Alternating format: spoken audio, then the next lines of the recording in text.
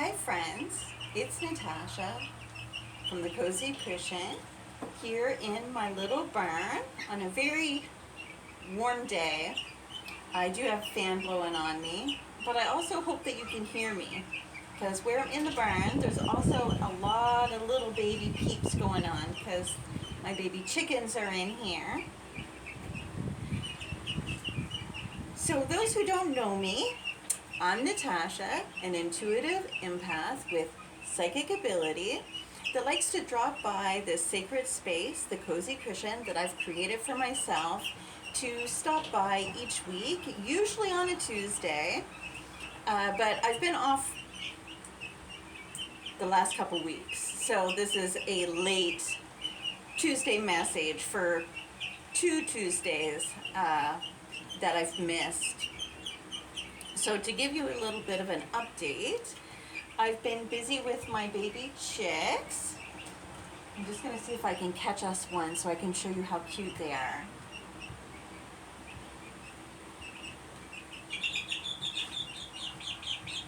They are so cute! This is just a little baby chick. They're not babies anymore. They're like little, they're probably about 4 weeks old. So maybe a month old now. So they're getting their bigger little girl feathers. So this is a little girl. She's a laying hen.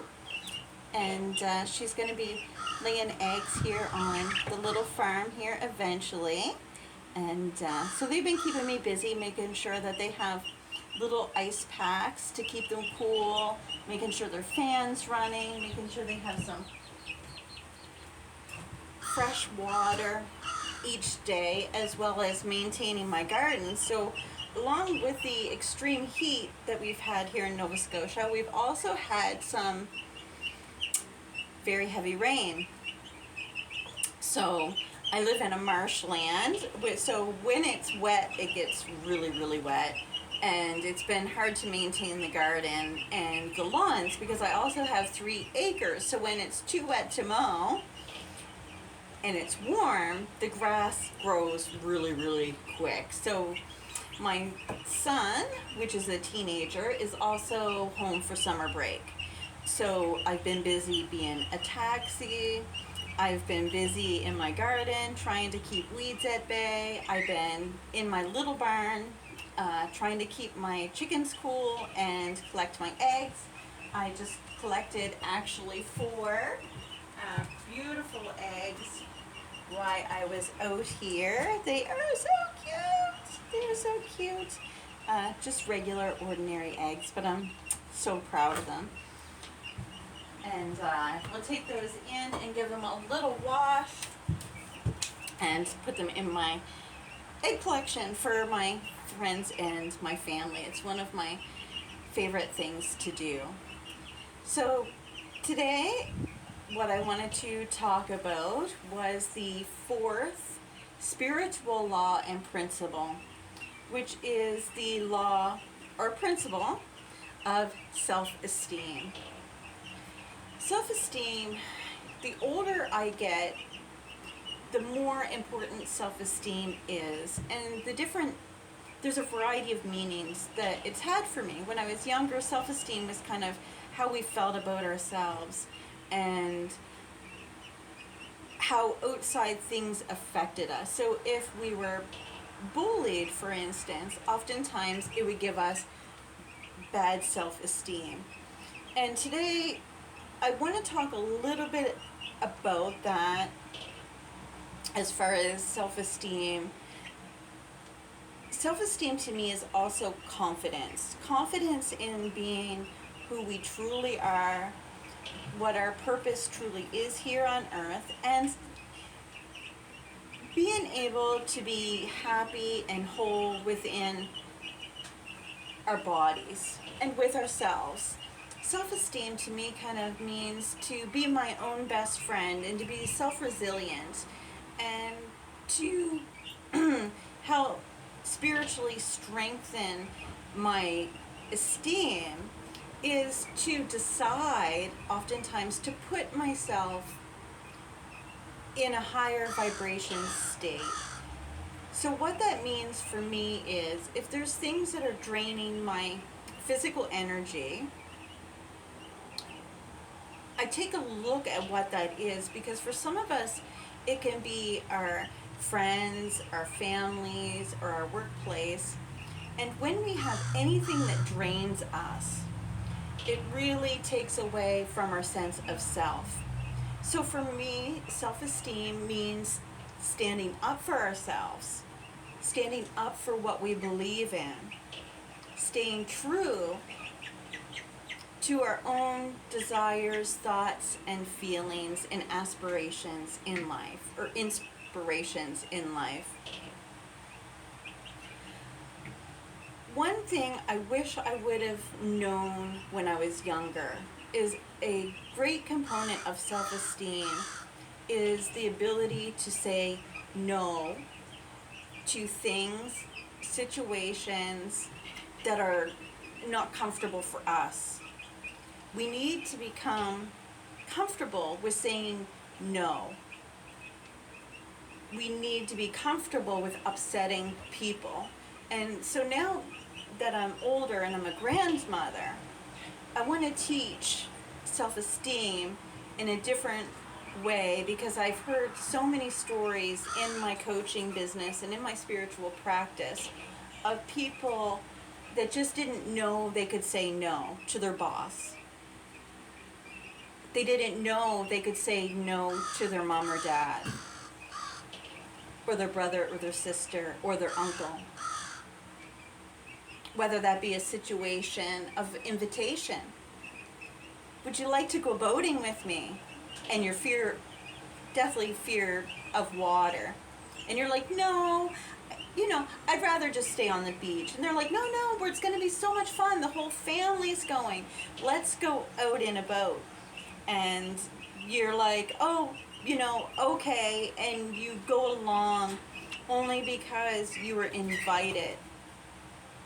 And even though there is a feeling of fear or anxiety, we always have opportunities to choose what's right and wrong for us. So I guess that's where I'm really directing my self-esteem talk today, friends, is in recognizing that we can say yes and no matter what age we are.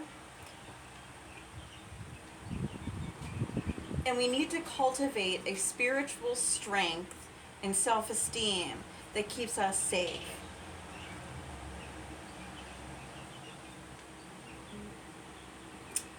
When we have regrets in life, oftentimes, or when our self-esteem gets chipped away at over time, oftentimes it's a series of an inability or a decision to not make choices. So many of us humans, especially us empathetic and intuitive humans, we don't want to hurt anybody. We don't want to upset anyone. We don't want to rock the boat. And sometimes we're met with such criticism when we say no to something that somebody else may feel that we want or what we need. And I see this so often, and it comes back to cultivating a strong sense of self and self-esteem. And how we do that is really taking great consideration of how we can treat ourselves well, how we can fill up our love cup, how we can breathe better, how we can be more at ease and not in fear and pain. When we choose things by our own intuition and our own knowing and our own choice, and people understand that, we're not, we're just confident. We build confidence in making choices and saying what we mean at the time. Self-esteem can help cultivate those spiritual strength muscles that not only help keep us safe, but they keep us healthy, happy, and whole. So I really want you to think about your self-esteem in the aspect of what's going to work for me in my life and what's not working for me in my life. Because we all go through different things. We all have different abilities of making choices and strong choices. And I see so many people that make choices out of people pleasing. They make choices out of duty of care. I know so many children that get in car accidents with drunk drivers only because they wanted to protect and stay with their friend. And we need to have a decision-making process of self-esteem that builds strength within us so that we can say no to situations that don't feel well, and we can develop navigational systems to help move us out of the uncomfortable place we're in to the next safe space. So there's so many little things attached to this that I'm thinking of right now, like situational awareness, walking into a room or we'll just say a restaurant, walking into a restaurant or a corner store, either situation will work. You don't have a very good self-esteem, you're starting to date again, and you're very fearful of getting back out there. You're used to being a little more isolated, but now you're trying to break out of your shell, you're trying to make good decisions. You walk into a restaurant and immediately you don't feel well and you don't feel like eating. You realize that the person you're about to meet, which is a blind date, which is going to be there in just a few minutes, you don't have a good feeling about the environment. But you're meeting somebody there that you gave your word to. So you have some choices. You could choose to meet the person if you could choose to meet the person outside. You could say, I know we agreed to meet at this restaurant, but for whatever reason, I'm feeling really uneasy. Maybe let's decide to meet somewhere different. Or you could decide altogether, this is overwhelming. This is feeling inside of me that a nauseousness that's kind of telling me that this might not be a good idea. I might be in over my head. You might be seeing it as a self-esteem issue, but oftentimes things happen to protect us. And self-esteem that's not cultivated into spiritual strength can sometimes leave us in relationships that no longer serve us for too long. They can make us not stand up for ourselves and tell people how we're truly feeling about situations for too long, and things can get out of control. So, self-esteem can cause us to tell little white lies. There's so much attached to a strong sense of self. But the reason I wanted to talk about self-esteem as a spiritual law was because I've had situations in my past when I was younger of where I stayed in situations with people that did not treat me well because I was fearful of moving myself out of danger. I didn't know how to navigate leaving a party without telling people why, because I didn't want people to be uncomfortable. And friends, I wish I could say that I only had one or two of those situations in life, but unfortunately I had many, hundreds. My whole addicted life as a drug addict that drank heavily had a lot of self-esteem and self-regulating issues that kept me in places where I didn't know how to navigate to say no and leave. And some of it was an interdependence on, friendships. I was there with other friends. I didn't want to be an inconvenience. I didn't want someone to know the truth of the matter. And what I need you to hear me say from the bottom, actually from my whole heart, this is a whole heart issue. You need to build spiritual strength and self-esteem that can take you from life situations that are not serving you, mentally, physically, and spiritually, to situations that serve you better. And all that means is choosing what feels best to you and having the courage to make a different choice and to move into it. Sometimes we need to do that immediately. There was a situation when I was young, I was making bad choices. I had a boyfriend that was a ticking time bomb. Really great person. So I'm not saying this was a bad person. Situational awareness told me I was making bad choices. I had a boyfriend that was a ticking time bomb. I chose to have a conversation with this particular person when they were not in a good state. I knew at the time it was a bad decision. I chose to do it anyway because I was so used to chaos and making bad decisions that I assumed I'd be able to get out of it. The truth of the matter is, what happened that day is I got into the person's vehicle. We did not get along. We got into an altercation very quickly during the day. It was early in the day. It was in the winter time. And long story short, I had to jump out of a moving vehicle to be safe. Because I didn't listen to myself before I left the safety of my home. I didn't listen to my intuition that I could choose to do things differently. I didn't have to agree to leave my home with this particular person. That's what they wanted. They wanted me to leave the safety of my home to have a discussion that was more comfortable for them. Just a lot of information that's left out, but I just want the principle to be relatable to men, women, and everybody in between, because we all have had these issues. We've all had these self-esteem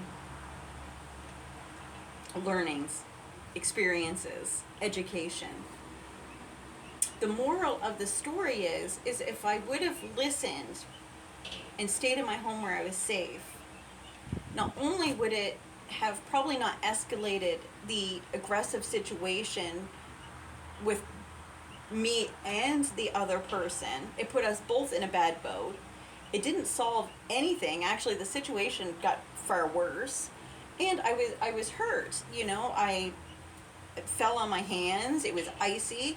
My hands were, I was cleaning at the time. My hands were all mangled because I had to leave. I was picked up by two very kind gentlemen that actually seen what had happened, and I had to lie to them because I didn't want to tell the truth about what happened. I had to tell the person that I worked for another lie because I didn't want them to know that I had made such a big mistake with not listening to myself. And I believe that if I had known more about the spiritual principle of self-esteem,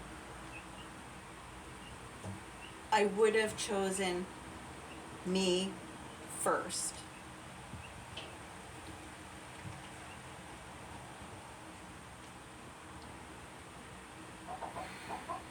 So,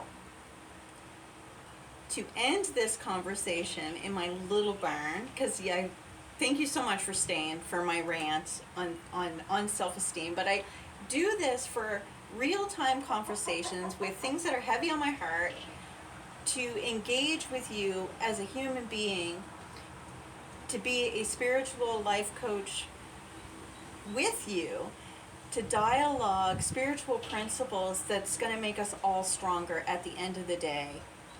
I care very much about our world. I care about all my friends. I care about all my subscribers and people that come across this video in one way or another. And it really matters to me that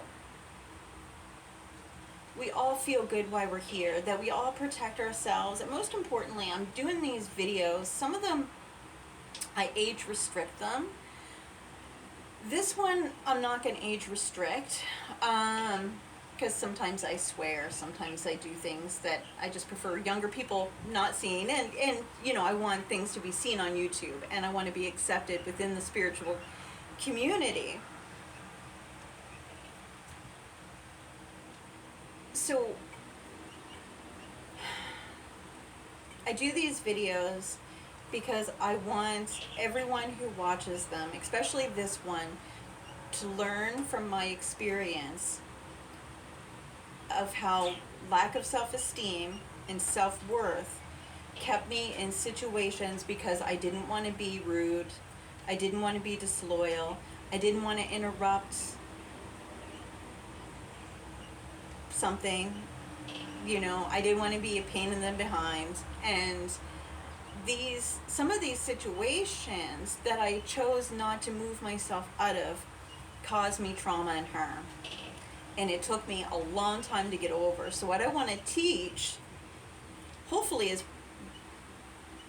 how we can cultivate those strengths within us now while we're young, so that we don't put ourselves in situations of, it's not even situations of weakness. We believe that we're strong enough to handle it. That's the thing. And I was strong enough to handle it. That's why I'm here. That's why I have this spiritual channel called the Cozy Cushion, because I want to talk about uncozy things in a cozy environment so that you can build spiritual strength and make good choices. So friends, I need to leave you with these few final intuitive words.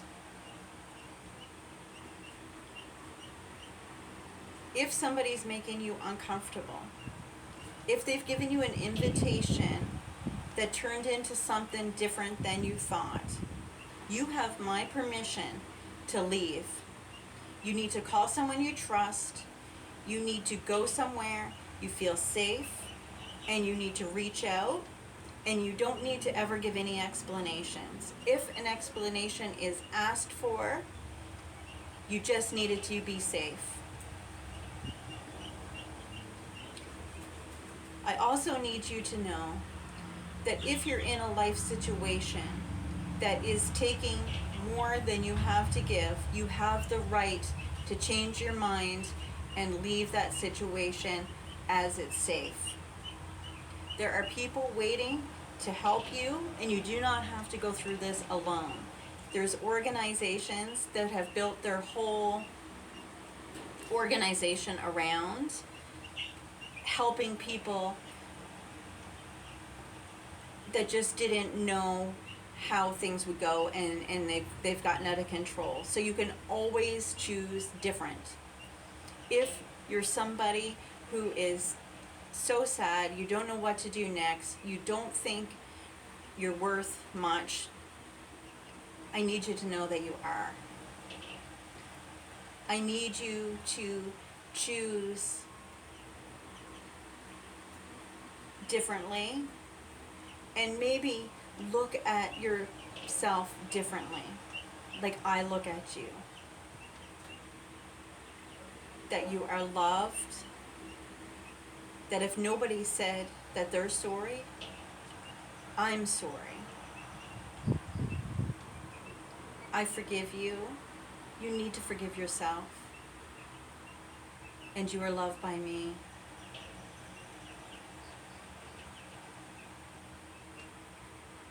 The world can be both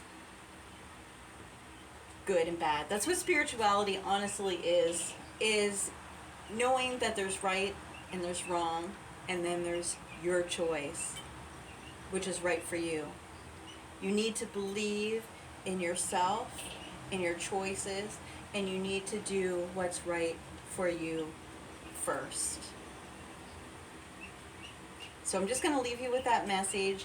Please leave me your comments down below. I'd like to further this discussion. Next week, I'm going to come back with principle number 5. I'm going to leave you hanging and not tell you what it is. You are loved by me. Please stay cool, stay safe, protect your peace, and tell somebody else you love them. Before I did this video message today, I was on the phone with my grandmother, and that was a great gift to me. We had a wonderful talk. So take the Natasha challenge. Give somebody you love that you haven't talked to a little while an old-fashioned phone call. I want you to reach out to them. Don't wait another day. It's already been too many. You are loved by me, and I'll talk to you soon. Stay happy, stay productive. Most importantly, nurture you. You're worth it.